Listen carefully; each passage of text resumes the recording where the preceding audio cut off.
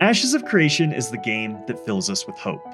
It's a game that promises to break the mold and bring back what MMORPGs were supposed to be.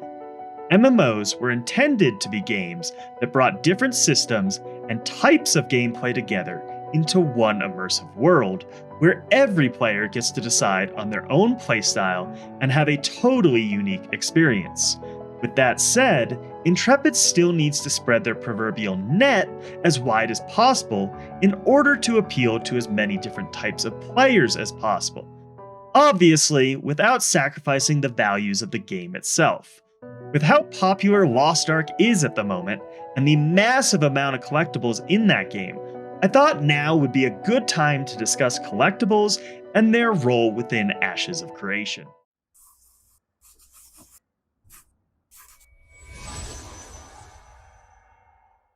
The Bartle Test is a test developed by a psychologist that categorizes video game players into 4 different types. There are the Achievers, the Explorers, the Socializers, and the Killers. Now obviously, most people are some mix of all 4 types, but almost everyone tends to lean more heavily in certain areas. Here are my results from taking the test, and I'll leave a link in the description below if you want to take it for yourself. But why is this important when talking about Ashes of Creation? Well, the more types of players you can appeal to, the more players the game will have, which hopefully means more and higher quality content for the future. And although creating systems for all different types is good, you don't want to force players to interact with systems that they don't enjoy. This is one of the major issues I see with Lost Ark. You can focus on certain game systems, but they require you to do at least some of all the other systems. Instead, doing what Ashes of Creation is planning would be ideal. Make the systems interconnected so that players can interact with each other if they don't want to do the system themselves. Now, collectibles primarily attract the achievement type players, and despite what type of player you are, you should feel properly rewarded for your efforts.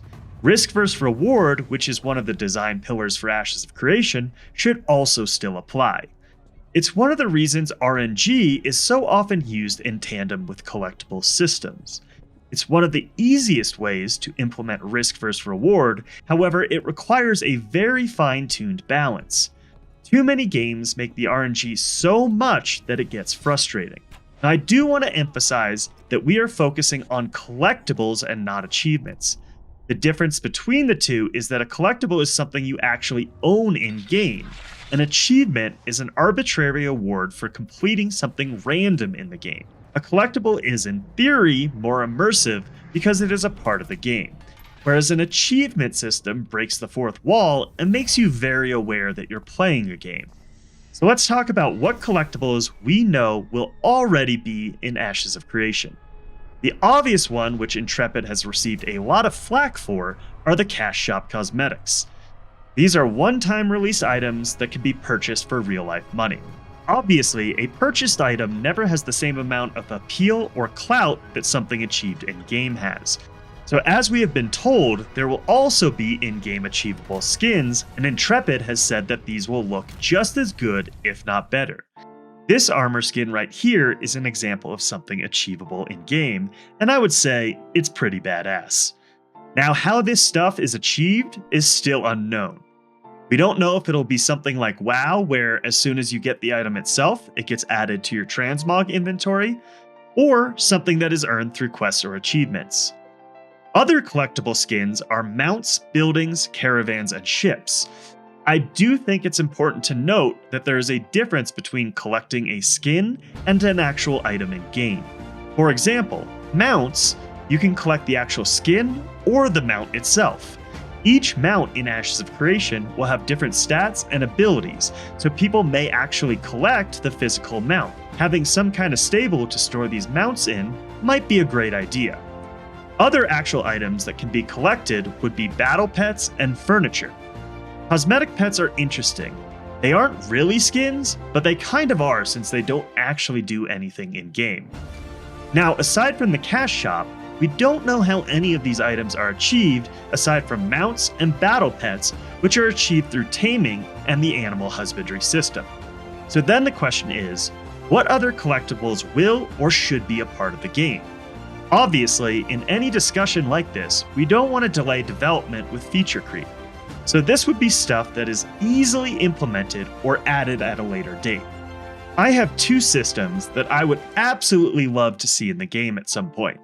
Obviously, as many people know, I am a huge proponent of having an Ashes TCG available as a tavern game, as well as out of game. You'd be able to earn cards or packs through certain in-game systems. I'm also a huge fan of the Koroks from Breath of the Wild.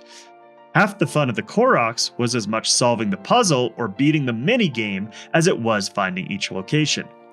Both of these are systems that would appeal to achievement-style players, but not require people to interact with it if they don't want to. But let me know what you guys think. Are there any games with collectible systems that you absolutely love?